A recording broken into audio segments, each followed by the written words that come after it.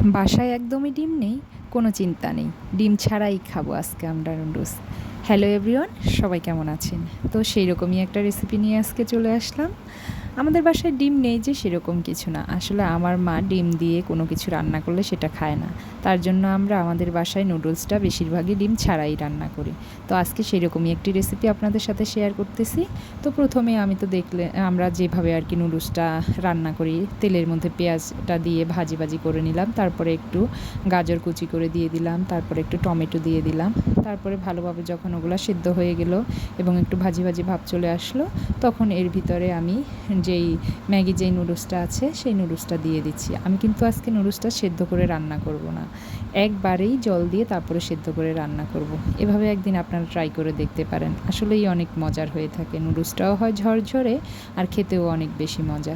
তো এই তো আমি দিয়ে দিলাম, তারপর আমার পরিমাণ মতো আমি জলটা দিয়ে দিচ্ছি।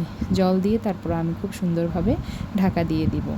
তো এরই ফাঁকে বলে নিচ্ছি, আমার চ্যানেলটি একদমই নতুন এবং পেজটিও নতুন। আপনারা সবাই আমার পেজটিকে ফলো করে দিবেন এবং চ্যানেলটিকে লাইক কমেন্ট শেয়ার করে এবং সাবস্ক্রাইব করে পাশে থাকবেন।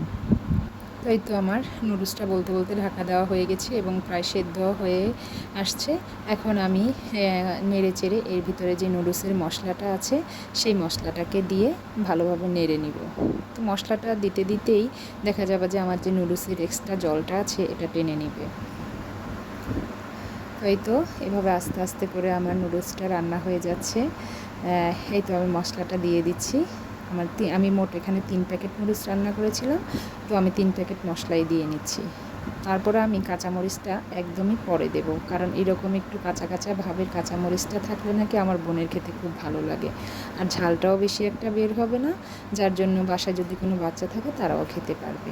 তো এই তো এরই ফাঁকে আমার নুডলসটা খুব সুন্দরভাবে রান্না হয়ে গেল।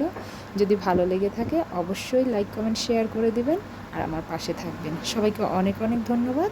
সবাই আমার পাশে থাকবেন।